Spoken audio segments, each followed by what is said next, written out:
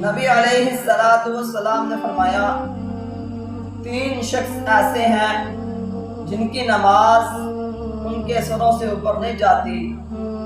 دیکھیں بھائیو، اتنی محنت کے ساتھ ہم نماز پڑھتے ہیں، دھوپ کے اندر، سردی کے اندر، گرمی کے اندر، اندھیری کے اندر، بارش کے اندر ہم نماز پڑھتے ہیں، محنت کرتے ہیں۔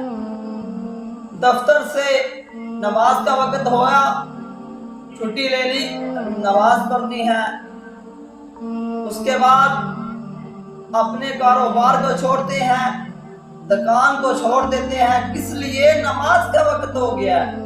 تو بھائیو، اتنی محنت کرنے کے باوجود بھی اگر ہماری نماز اللہ کے ہاں قبول نہ ہو، ہمارے سروں سے اوپر نہ جائے، تو بھائیو بہت نقصان ہے۔ یہ دیکھنا ہے ہم نے کہ یہ 3 کام ہمارے اندر تو نہیں، اگر ہیں تو بھائیو ہم اپنی نمازوں کی فکر کریں، اپنے اعمال کی فکر کریں۔ صحابہ نے عرض کیا، یا رسول اللہ صلی اللہ علیہ وآلہ وسلم، وہ 3 شخص کون سے ہیں جن کی نماز ان کے سروں سے اوپر نہیں جاتی؟ نمبر 1، نبی علیہ السلام نے فرمایا، ایسا بندہ جو تمہاری نمازوں میں تمہاری امامت کروائے اور اس کے پیچھے جو اس کے نمازی ہیں وہ اس کے اوپر خوش نہ ہو، اس کے اوپر ناراض ہیں، اس کے ساتھ غصہ ہے، اس امام کی نماز اس کے سر سے اوپر نہیں جاتی۔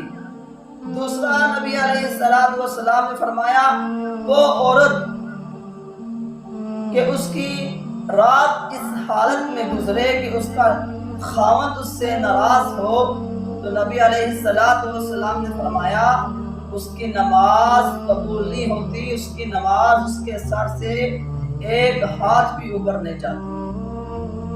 تو بھائیو، تیسرا نبی علیہ السلام نے کام فرمایا کہ وہ 2 بھائی جو آپس کے اندر قطع تلقی کرتے ہیں، ان کی نماز ان کے سروں سے اوپر نہیں جاتی، یعنی آپس میں لڑتے ہیں، آپس میں لڑائی جھگڑا کرتے ہیں۔